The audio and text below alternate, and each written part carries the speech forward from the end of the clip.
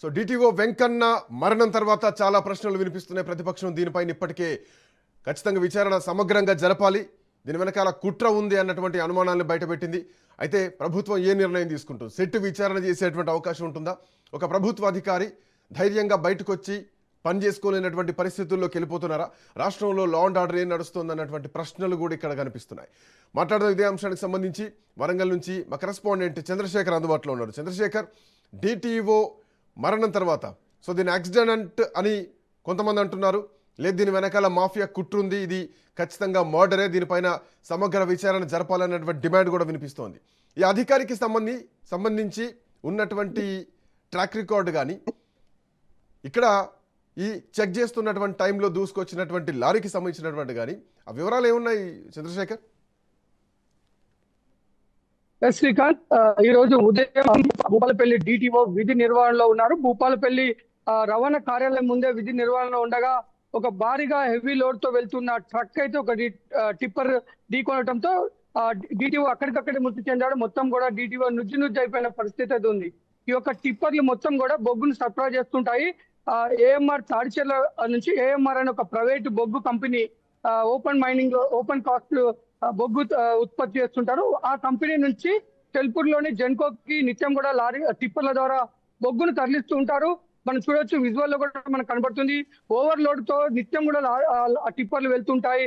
కొంత ఈ యొక్క డిటిఓ వెంకన్న ఎవరైతే ఉన్నారో తను ఇంతకు ముందు జగిత్యాలలో పనిచేశారు. 15 రోజుల క్రితమే ట్రాన్స్ఫర్ లో తను భూపాలపల్లికి రావడం జరిగింది. ఒక మంచి అధికారి, ఒక ఆనెస్ట్ అధికారి, అలాగే తన తోటి ఉద్యోగులతో ఎంతో సముద్ర భాగంతో మెలిగే ఒక అధికారి నిత్యం వారితో ఉంటూ ఈ రోజు ఉదయం కూడా వారితో మాట్లాడి విధి నిర్వహణలో వారి కళ్ళం కూడా చనిపోవడం భూపాలపల్లి ఆర్టీఓ అధికారులంతా కూడా ఆర్టీఓ ఆఫీస్ సంబంధించిన ఉద్యోగస్తులంతా కూడా తీవ్ర విచారాన్ని వ్యక్తం చేస్తున్న పరిస్థితి అయితే నెలకొని ఉంది. అంతేకాదు ఉమ్మడి వరంగల్ జిల్లా వ్యాప్తంగా ఉన్న అన్ని రవాణా శాఖ కార్యాలయాల్లో మొత్తం కూడా ఎందుకు రాజకీయ రంగు పులుముకుంది? ఎందుకు ఇది ఒక కుట్ర కోణంలా ఉంది? ఎందుకు ఇక్కడ మాఫియా ఉంది ఏమో దీని వెనకాలన్నటువంటి అనుమానం కనిపిస్తోంది. ప్రమాదం వెనక మీరు అంటున్నారు నిజాయితీ గల ఆఫీసర్ అని చెప్పేసి, మరోవైపు ఆయన రావడం 25 రోజుల కిందనే ఆయన అక్కడికి ట్రాన్స్ఫర్ పైన రావడం జరిగింది. సో ఎందుకు ఇట్లాంటి ఆరోపణలు వినిపిస్తున్నాయి? అక్కడ ఏం జరుగుతుంది? నిజంగానే మాఫియా నడుస్తోందా? మాఫియా రాజ్యం వెళ్తోందా?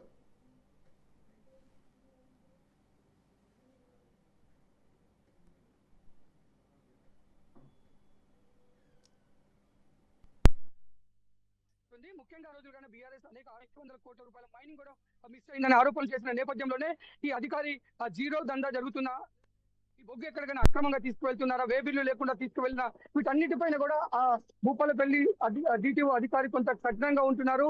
అందుకోసమే ఈ యొక్క హత్య జరిగిందా, లేదంటే ఇది యాక్సిడెంట్ రూపంలో జరిగిన ఈ యొక్క మృతిలో ఏమన్నా అనుమానాలు ఉన్నాయా అనే కోణాలు వస్తున్నాయి. ఎందుకంటే ఈ యొక్క యాక్సిడెంట్ జరిగిన కొద్దిసేపట్లోనే ఇటు మాజీ మంత్రి బీఆర్ఎస్ అధినాయకుడు హరీష్ రావు ఇటు సోషల్ మీడియాలో స్పందన చూస్తే కొంత దీనిపైన ఈ యొక్క యాక్సిడెంట్ పైన అనేక ఆరోపణలు వస్తున్నాయి. ఎందుకంటే ఈ ఇసుక బొగ్గుకు సంబంధించి అక్రమాలు జరుగుతున్నాయని బీఆర్ఎస్ పార్టీ ఈ మధ్య కాలంలో పోరాటం చేస్తుంది.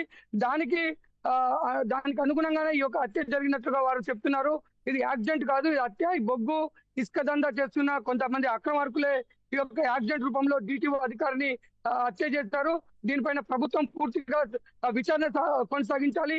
ఆ విచారణలో ఈ యొక్క అక్రమ దందాలు నిర్వహిస్తున్న ఇసుక బొగ్గు అక్రమ దందా నిర్వహిస్తున్న వారిపై కఠిన చర్యలు తీసుకోవడమే కాదు, ఈ మృతికి కారకులైన వారు ఎవరు అనేది బహిర్గతం చేయాలని చెప్పేసి ఎప్పుడైతే హరీష్ రావు సోషల్ మీడియా వేదికగా ప్రభుత్వాన్ని ప్రశ్నించడం మొదలు పెట్టడంతో కొంత ఇది జిల్లా వ్యాప్తంగా కూడా కొంత హాట్ టాపిక్ గా మారింది. కొంత రాష్ట్ర వ్యాప్తంగా కూడా ఈ యొక్క అక్రమ దందాలకు కఠినంగా పనిచేస్తున్న అధికారులని ఈ విధంగా మీరు పొట్టలు పెట్టుకుంటారా, చంపేస్తారా అని ప్రతిపక్షం మాట్లాడడంతో కొంత దీనికి అప్పటి వరకు యాక్సిడెంట్ గా చూసిన ప్రజలు కొంత దీని హత్య కోణంలో కూడా కొంత చూస్తున్నారు. ఇప్పటికైనా ప్రభుత్వం స్పందించాలి.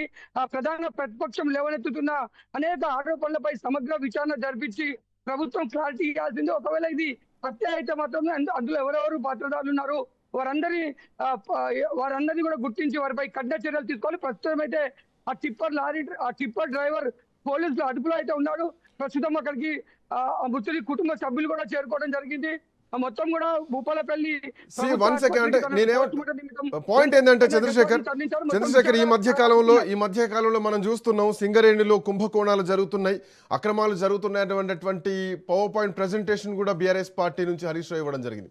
సో అక్కడ సింగరేణి ఎన్నికలు కూడా తొందరలోనే జరగబోతున్నాయి. సో బొగ్గుకు సంబంధించి స్కామ్ జరుగుతోంది అన్నటువంటి వాదన ఒకవైపు ఉంది, నిజాయితీ గల ఆఫీసర్ వచ్చారు. సో ఎక్కడ ఏం జరిగింది అంటే వాస్తవానికి అక్కడ బొగ్గు స్కామ్ జరుగుతోందా? సో ఒక నిజాయితీ గల ఆఫీసర్ రావడమే ఈ ప్రమాదం కుట్రపూరితంగా జరిగింది అని ప్రతిపక్షం చేస్తున్నటువంటి ఆరోపణలు కొన్ని ఏమైనా సింక్ అవుతున్నాయి అనుకోవచ్చా? అండ్ మోర్ ఓవర్ ప్రభుత్వం దీనిపైన ఒకవైపు బొగ్గు స్కామ్ గురించి తెరపైకి తీసుకొచ్చింది ప్రతిపక్షం, ఇంకోవైపు ఒక డిటిఓ జిల్లా స్థాయి అధికారిని ఈరోజు యాక్సిడెంట్లో కోల్పోవడం కూడా బాధాకరమే. సో దీని వెనకాల సిట్ ఏమైనా వేసి దర్యాప్తు చేసేటువంటి పరిస్థితులు ఎక్స్పెక్ట్ చేయవచ్చా? ప్రధాన ప్రతిపక్షం గత కొద్ది రోజులుగా బొగ్గు కుంభకోణంపై పోరాటం చేస్తుంది. 1600 కోట్ల రూపాయల బొగ్గు నిల్వలు మాయమైపోయాయి. ఎందుకంటే భూపాలపల్లిలో ఇటు KTK open cast గనులను పర్యటించడానికి Harish Rao వెళ్ళినప్పుడు హరీష్ రావుని అక్కడ అడ్డుకోవడం జరిగింది. ఎందుకంటే లోపల ఉన్న బొగ్గు నిల్వలు చూడకూడదనే ఉద్దేశంతోనే ఇది మమ్మల్ని అడ్డుకున్నారు. మట్టి కుప్పల పైన బొగ్గు పోసి అక్కడ బొగ్గు నిల్వ ఉందని చూపించాలని చెప్పేసి ఆ బొగ్గునంతా కూడా ప్రైవేటు వ్యక్తుల ద్వారా తిరిగి దాన్ని సేల్ చేస్తున్నారు. ఇదంతా భారీ కుంభకోణం జరిగింది అని చెప్పారు. ఇది కూడా ఏదైతే ఈ రోజు యాక్సిడెంట్ జరిగిన టిప్పర్ కూడా ఏఎంఆర్ కంపెనీకి సంబంధించిన ఓపెన్ కాస్ట్ అంటే ఏఎంఆర్ తాడిచెర్లలో బొగ్గు ఉత్పత్తి చేస్తున్న ఓపెన్ కాస్ట్ సంబంధించిన ప్రైవేట్ కంపెనీకి సంబంధించిన ఈ లారీయే. ఒకవేళ ఈ యొక్క ప్రతిపక్ష నాయకులు చేసిన ఆరోపణల కోసం ఈ అధికారుల సైడ్ నుంచి ఏమైనా వారికి ఏమైనా ఇన్ఫర్మేషన్ వెళ్ళిందా? ఎందుకంటే ఇక్కడ మొత్తం నిత్యం కూడా రవాణా వెళ్తున్న వాహనాలు గమనిస్తున్న ఆర్టీఓ అధికారులకు పూర్తి ఇన్ఫర్మేషన్ ఉంటుంది. ఎందుకంటే భారీ ఓవర్లోడ్ తోని టిప్పర్లు వెళ్తుంటాయి, అసలు ఏం జరుగుతుందనే ఇన్ఫర్మేషన్ ఈ మధ్య కాలంలో చంద్రశేఖర్ ఈ మధ్య కాలంలో ఒకటి వరుసగా ఇసుకకు సంబంధించినటువంటి ట్రక్కులు ఈ టిప్పర్లు యాక్సిడెంట్లకు గురవుతూనే ఉన్నాయి. వరంగల్ జిల్లాలో ఈ ప్రమాదాలు ఈ రహదారులపైన జరుగుతున్నటువంటి ప్రమాదాలు కూడా పూర్తిగా లారీలతోనే ఎక్కువగా జరుగుతుంది. మొన్న గత 3-4 రోజుల క్రితం కూడా వరంగల్ జనగామ జిల్లాకు దగ్గరలో నిడిగొండ ఆ సమీప ప్రాంతంలో ఒక ఇసుక లారీని ఢీకొట్టడం జరిగింది. సో ఆ లారీని తీయడానికి కానీ లేదంటే అక్కడ ఉన్నటువంటి కొంతమంది జర్నలిస్టుల పైన కూడా దాడులు జరిగినాయి అన్నటువంటి వాదన కూడా వినిపించింది. సోషల్ మీడియాలో వైరల్ కూడా కావడం జరిగింది. కనీసం అసలు పోలీసులు పట్టించుకున్నటువంటి పరిస్థితులు లేదా? లారీలన్నీ వెళ్తుంటే నిజాయితీ గల ఆఫీసర్లు ప్రాణాలు కోల్పోతుంటే ఈ లారీలపైన చర్యలు తీసుకునేటువంటి పరిస్థితి లేదా?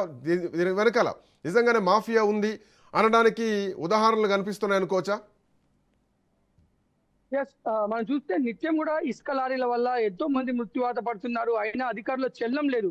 ముఖ్యంగా చూసుకుంటే అధికారుల నిర్లక్ష్యము, అధికారుల పట్టింపు లేని తనంతోనే నిత్యం కూడా ఈ యొక్క ఇసుక లారీల వల్ల ప్రాణాలు పోతున్న పరిస్థితి అయితే నెలకొని ఉంది. లారీలు ఓవర్టేక్ చేసే క్రమంలో వారు నియమాలు పాటించకపోవడం, మద్యం సేవించి డ్రైవింగ్ చేయడం, రోడ్డు పక్కనే లారీలు విచ్చలవిడిగా నిలబెట్టడం, వీటన్నిటి మీద అధికారులు కొంత కఠిన చర్యలు తీసుకోవాల్సి ఉన్నప్పటికీ కొంత అధికారులు వీటిపైన నిర్లక్ష్యంగా వ్యవహరిస్తున్నారు. వాటి వల్ల అనేక మంది ప్రాణాలు కోల్పోతున్నారు. అంతేకాదు ఇటీవల మనం చూసుకుంటే ఇటు కేటీఆర్ కూడా అనేక ఆరోపణలు చేశారు. డీసెల్టింగ్ పేరుతో ములుగు జిల్లాలో కోట్లాది క్యూబిక్ మీటర్ల ఇసుకను తరలించాలనే కుట్ర జాగి ఉంది. ఆ డీసెల్ట్ పేరుతో అక్రమ పద్ధతిలో ఇసుకను తరలిస్తున్నారు.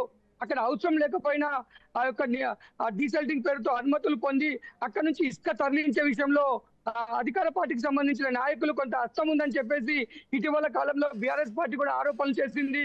దానికి కౌంటర్ గా ఇటు కాంగ్రెస్ పార్టీ ములుగు జిల్లా అధ్యక్షుడు కూడా కౌంటర్ ఇవ్వడం జరిగింది. మొత్తానికి కూడా ఇసుక బొగ్గు మాఫియా అయితే మొత్తం ఉమ్మడి వరంగల్ జిల్లాలో కొంత అక్రమ దందా అయితే కొనసాగుతుందని చెప్పుకోవచ్చు. మొత్తం ఈ జీరో ఇసుక దందా కానీ లేదంటే అక్రమ ఇసుక దందా కానీ ఈ బొగ్గులు కూడా ప్రభుత్వం సంబంధించిన బొగ్గును కూడా ఇప్పటికే బొగ్గు నిల్వల్ని మాయం చేశారనే ఆరోపణలు కూడా ఉన్న నేపథ్యంలోనే ఈ హత్య జరగడం, అది ఒక జిల్లా రవాణా అధికారిని ఒక టిప్పర్ డ్రైవర్ దాన్ని తను గుద్ది చంపడం అంటే అది అనేక అనుమానాలు అయితే వస్తున్నాయి. ఎందుకంటే ఒక డ్రైవర్ ఆర్టీఓ అంటే ఎంతో భయపడతారు. ఆర్టీఓ ఉండాలంటేనే వారు దూరంలో ఆపేసుకుంటారు. ఓవర్లోడ్ తో వెళ్తున్న ఒక లారీ ఆర్టీఓ ముందు ఉన్నాడు అంటే ఎక్కడ కనిపిస్తున్నాయి? ఎక్కడ చూసినా చిన్న చేపలే పట్టుబడుతున్నాయి. డ్రైవర్ని అరెస్ట్ చేశారు. డ్రైవర్ వరకే ఉంటుందా లేదంటే ఏఎంఆర్ కంపెనీకి సంబంధించినటువంటి ఆ ట్రావెల్స్ అంటే ట్రాన్స్పోర్టేషన్ పైన కూడా చర్యలు తీసుకునేటువంటి అవకాశం ఉంటుందా? ఆ లోడుకు సంబంధించినటువంటి చర్యలు తీసుకునేటువంటి అవకాశం ఉంటుందా? ఈ బొగ్గు సంబంధించి కానీ ఇసుక దందాల్లో చిన్న చేపలే పట్టుబడుతున్నాయి తప్ప దీని వెనకాలన్నటువంటి ఆ పెద్ద చేపలు తిమింగలాలు ఎవరు అన్నది మాత్రం ఏ రోజు బయటికి రాలేదు. మోరోవర్ గతంలో కూడా ఒక 10-13 మంది ఎస్ఐల పైన వేటు వేసినటువంటి చరిత్ర కూడా ఉంది. సో అధికారులే బలవుతున్నారు. అండ్ మోరోవర్ ఇసుక తవ్వితే కేసులు పెట్టినప్పుడు మరి మాఫియాలు ఎందుకు ఇంత యథేచ్ఛగా నడుస్తున్నాయనుకోవాలా? సో మాఫియాలను పెంచి పోషిస్తున్నది ఎవరనుకోవాలా?